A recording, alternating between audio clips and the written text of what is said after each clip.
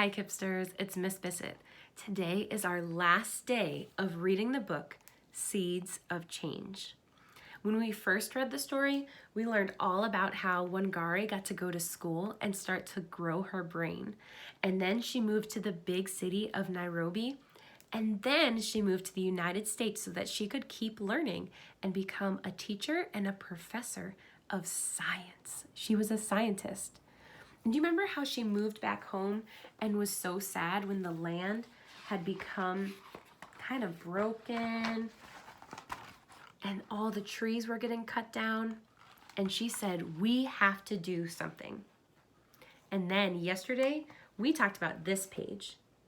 She had started planting so many trees that her and the ladies decided to call themselves the Green Belt Movement, because all of the plants that they were planting looked like a big green belt going through the land. So today we're going to read the end of the book and see what happens with the green belts and with Wangari and her people. Are you ready? Here we go. One tree turned into 10, 10 to 100, 100 to 1 million, all the way up to 30 million trees planted. That is a huge number. Kenya grew green again.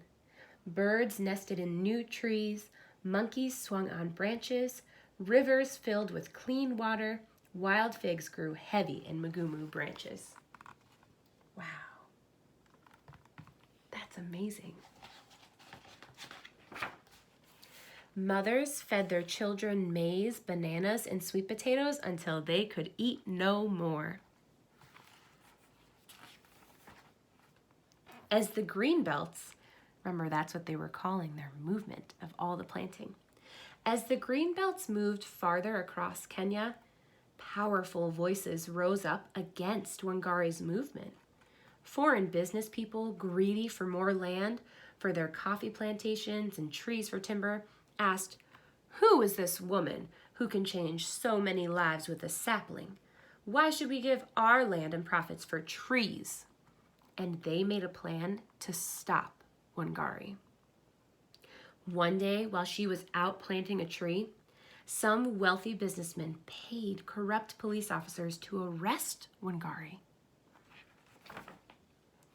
In her jail cell, Wangari prayed, and like a sturdy tree against a mighty wind, her faith kept her strong. Instead of giving up, she made friends with the other women prisoners.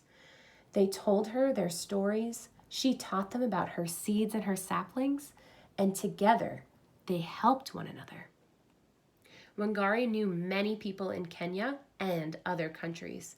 They banded together to fight for her release. Before she was freed, Wangari promised to fight for the rights of the other women prisoners too. Wangari realized that the people who had put her in jail didn't like the changes in the land or in the women.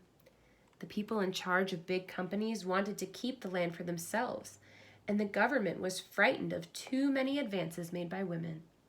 If she wanted to save her country and countrywomen, Wangari would have to go out into the world to spread her message.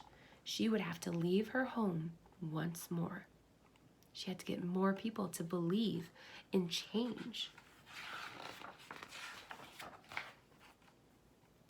Wangari began to travel, telling her story to teachers, presidents, farmers, ambassadors, and school children all over the world. She dug in the dirt, planted seedlings, and spoke about women's rights. With everyone she met, she shared the seeds of change. In time,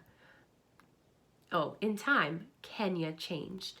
More people listened to Wangari's message, calling her the Mama Miti, Mother of Trees. They wanted her to lead them into Kenya's new democracy. Wangari was elected to Kenya's parliament and became Minister of the Environment. Still, she did not stop planting trees. You see all the people she talked to? Wow. In 2004, Wangari won the most prestigious peace prize in the world, the Nobel Peace Prize. It had never before been awarded to an African woman or an environmentalist. Standing in front of an audience of people from around the world, far from her village, Wangari remembered her girlhood lesson of the Mugumu. She understood that persistence, patience, and commitment to an idea as small as a seed, but as tall as a tree that reaches for the sky, must be planted in every child's heart. Young people, you are our hope and our future, she said. And then, as she had done so many times before, Wangari planted a tree. The end. Wow, Kipsters, what a powerful story. I hope that you think you can change the world just like Wangari did.